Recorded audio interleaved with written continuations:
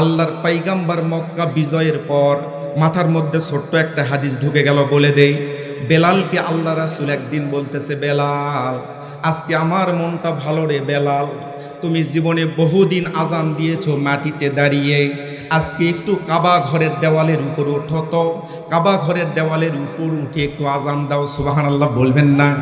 বেলাল রাদিয়াল্লাহু তাআলা আনহুকে ধরে আস্তে করে কাবা ঘরের দেওয়ালের উপর ছাদের উপর উঠায়ে দেওয়া হলো। আল্লাহর পয়গম্বরের জলিলে কদর সাহাবী বেলাল রাদিয়াল্লাহু তাআলা আনহু কোনোভাবে আজান দিতে পারছেন না। এদিকে তাকায়, ডান দিকে তাকায়, বাম দিকে তাকায়, সামনে তাকায়, পিছনে তাকায়। আল্লাহর নবী নিজ থেকে ডাক দিয়ে বললেন, ও বেলাল তোমার কি হলো গো? তোমাকে আজান দেওয়ার জন্য উঠায়ে দিলাম, তুমি কি মক্কা শহর কোনোদিন দেখো নাই?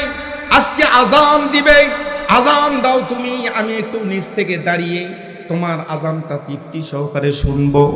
বেলাল রাদিয়াল্লাহু তাআলা চোখের পানিটা ছেড়ে দিলেন, দরদর করে চোখের পানি ছেড়ে দিয়ে ডাক দিয়ে বলতেছেন, নবী গো, নবী গো,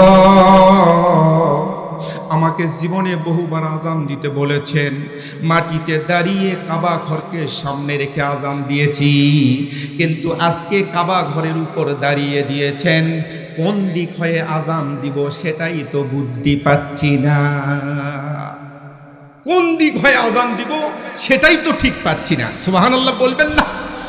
আল্লাহর পয়গম্বর ডাক দিয়ে বললেন, বেলাল তুমি কি জানো না রে বেলাল, ও বেলাল, আমি পয়গম্বর আলাইহিস সালাতু ওয়াস সালাম, আমি হলো কাবার কাবা।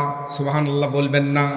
আমি পয়গম্বর কাবার কাবা, তুমি কাবা ঘরের উপর দাঁড়িয়েছো, আমি পয়গম্বর যেখানে দাঁড়িয়ে আছি সেই দিক হয়েই তুমি আজান দিবে।